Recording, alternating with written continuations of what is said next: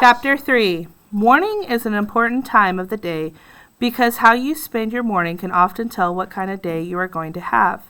For instance, if you wake up to the sound of twittering birds and find yourself in an enormous canopy bed with a butler standing next to you holding a breakfast of freshly made muffins and hand-squeezed orange juice on a silver tray, you will know that your day will be a splendid one. If you wake up to the sound of church bells and find yourself in a fairly big regular bed with a butler standing next to you, holding a breakfast of hot tea and toast on a plate, you will know that your day will be okay. And if you wake up to the sound of somebody banging two metal pots together and find yourself in a small bunk bed with a nasty foreman standing in the doorway holding no breakfast at all, you will know that your day will be horrid. You and I, of course, cannot be too surprised that the bottler orphan's first day at the Lucky Smells lumber mill was a horrid one, and the bottler certainly did not expect twittering birds or a butler, not after their dismaying arrival. But never in their most uneasy dreams did they expect the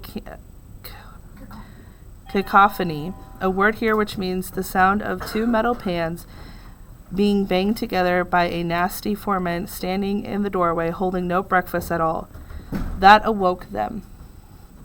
"Get up, you lazy, smelly things," he cried, the foreman in an odd-sounding voice. He spoke as if he were covering his mouth with his hands. "Time for work, everybody. There's a new shipment of logs just waiting to be made into lumber." The children sat up and rubbed their eyes. All around them, the employees of the Lucky Smells lumber mill were stretching and covering their ears as the sound of the pots and pans. Phil, who was already up and making his bunk neatly, gave the bottlers a tired smile. "Good morning, bottlers," Phil said.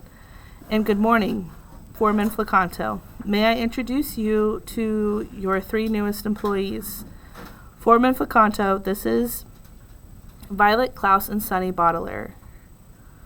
I heard we'd have some new workers," the foreman said, dropping the pots to the floor with a clatter. "But nobody told me that they'd be midgets."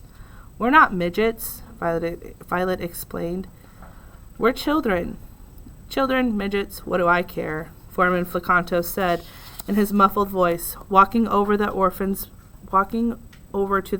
bunk. "All I care is that you get out of bed this instant and go straight to the mill."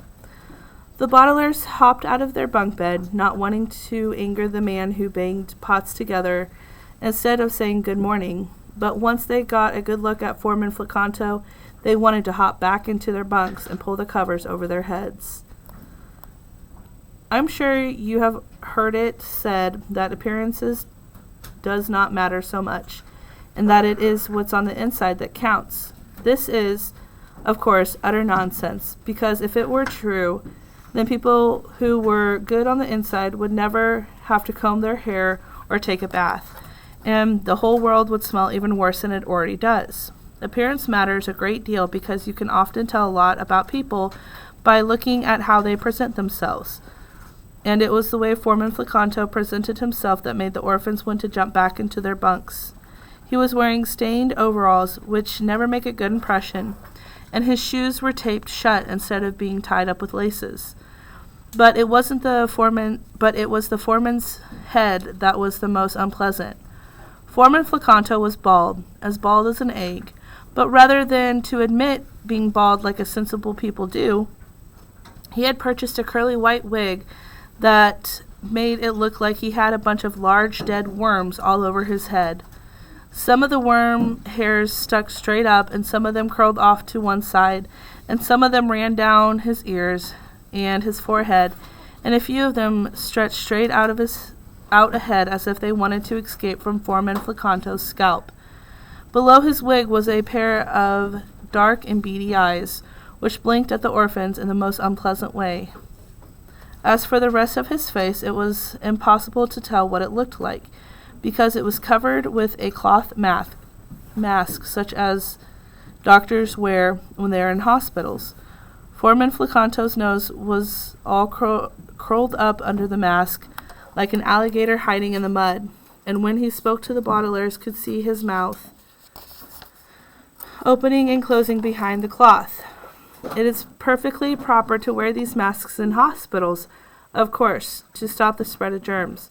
But it makes no sense if you're the foreman of Lucky Smill's lumber mill. The only reason Foreman Flacanto could have for wearing a surgical mask would be to frighten people, and as he peered down at the bottler orphans, they were quite frightened indeed. The first thing you can do, bottlers, Foreman Flacanto said, is pick up my pots and never make me drop them again. But we didn't make you drop them, Klaus said. Bram, Sonny added, which probably meant something like, and our last name is Baudelaire. If you don't pick up the pots this instant, Foreman Flacanto said, you'll get no chewing gum for lunch. The bottler orphans did not care much for chewing gum, particularly peppermint chewing gum, which they're allergic to.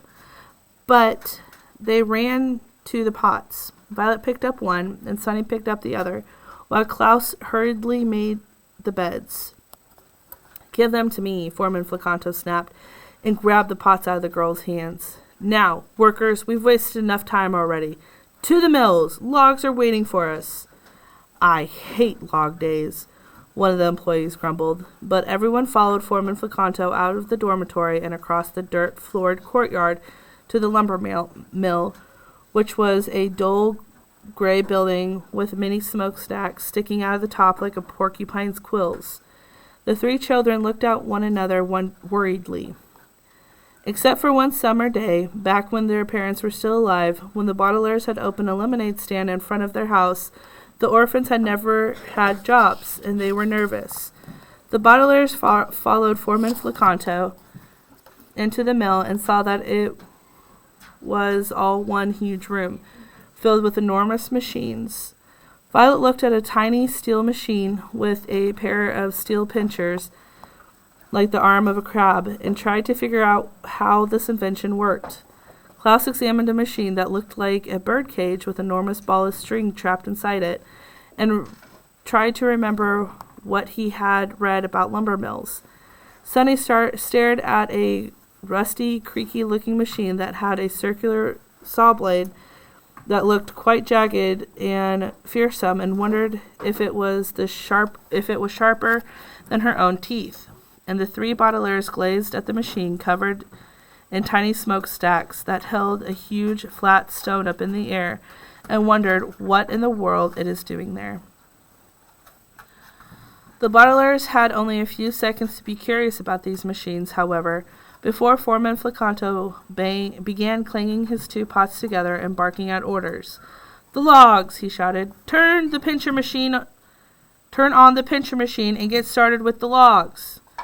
Phil ran to the pincher machine and pressed an orange button on it. With a rough whistling noise, the pinchers opened and stretched toward the far wall of the lumber mill. The orphans had been so curious about the machines that they hadn't noticed the huge pile of trees that were stacked, leaves and roots and all, along one of the walls of the lumber mill, as if a giant had simply torn a small forest out of the ground and dropped it into the room. The pinchers picked up the tree on top of the stack and began lowering it to the ground, while Foreman Flacanto banged his pots together and shouted, The debarkers! The debarkers! Another employee walked to the back corner of the room, where there was a stack of tiny green boxes and a pile of flat metal rectangles, as long and as thin as an adult eel. Without a word, she picked up the pile of rectangles and began distributing them to co-workers. Take a debarker, she whispered to the children, one each. The children each took a rectangle and stood there, confused and hungry, just as the tree touched the ground. Foreman Flacanto clanged his pots together again, and the employees crowded around the tree and began scraping against it with their debarkers, filing the bark off each tree, as you and I might file our nails. You too, midgets, the foreman shouted, and the children found room among the adults to scrape away at the tree. Phil had described the rigors of working in a lumber mill, and it certainly sounded difficult. But as you remember, Phil was an optimist, so the actual work turned out to be much, much worse. For one thing, the debarkers were adult-sized, and it was difficult for the children to use them.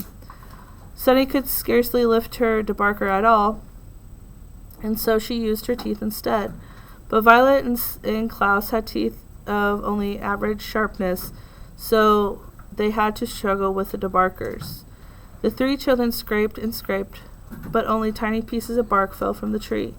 For another thing, the children had not eaten any breakfast, and as the morning wore on, they were so hungry that it was difficult to lift the debarker, let alone scrape it against the tree.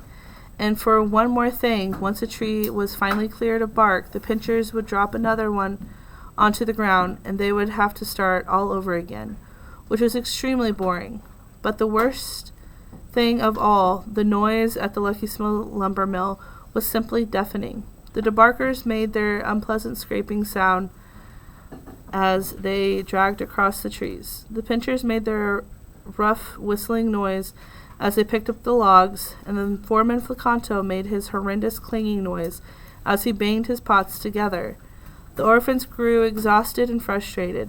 Their stomachs hurt and their ears rang, and they were unbelievably bored.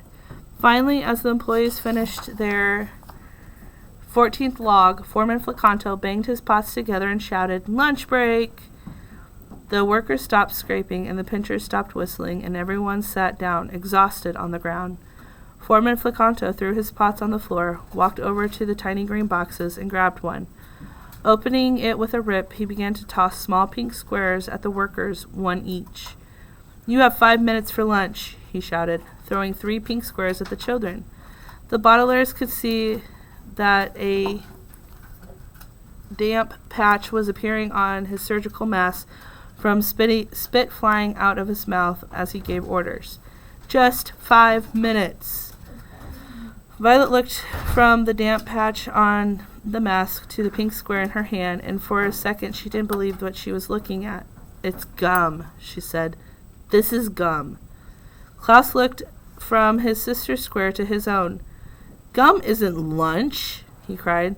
"Gum isn't even a snack." "Tanko," Sunny shrieked, which meant something along the lines of, "and babies shouldn't even have gum because they could choke on it." "You'd better eat your gum," Phil said, moving over to sit next to the children. "It's not very filling, but it's the only thing they'll let you eat until dinner time." "Well, maybe we can get up a little earlier tomorrow," Violet said, "and make some sandwiches." "We don't have any sandwich-making ingredients," Phil said. "We just get one meal, usually a casserole, every evening." "Well, maybe we can go into town and buy some ingredients," Klaus said. "I wish we could," Phil said. "But we don't have any money." "What about your wages?" Violet asked. "Surely you can spend some of the money you earn on sandwich ingredients." Phil gave the children a sad smile and reached into his pockets. "At the Lucky Smith's lumber mill," he said, bringing out a bunch of tiny scraps of paper. "They don't pay us in money. They pay us in coupons. See, here's what we all earned yesterday. 20% off a shampoo at Sam's Haircutting Palace. The day before that, we earned this coupon for a free refill of iced tea, and last week we earned this one. Buy 2 banjos and get 1 free. The trouble is, we can't buy 2 banjos because we don't have anything but these coupons." "Nell knew," Sunny shrieked, but Foreman Flacanto began banging his pots together before anyone could realize what she meant. "Lunch is over," he shouted. "Back to work, everyone, except you, bottle lamps. The boss wants to see you 3 in his office right away." The 3 siblings put down their debarker and looked at one another. They had been working so hard that they almost forgot about meeting their guardian, whatever his name was. What sort of man would force small children to work in a lumber mill? What sort of man would hire a monster like Foreman Flacanto? And what sort of man would pay his employees in coupons or feed them only gum? Foreman Flacanto banged his pots together and again and pointed at the door, and the children stepped out of the noisy room into the quiet of the courtyard. Klaus took the map out of his pocket and pointed the way to the office. With each step, the orphans raised small clouds of dirt that matched the clouds of dread hovering over them. Their bodies ached from the morning work, and they had an uneasy feeling in their empty stomachs, as they had guessed from the way their day begun. The three children were having a bad day, but as they got closer and closer to the office, they wondered if their day was about to get even worse.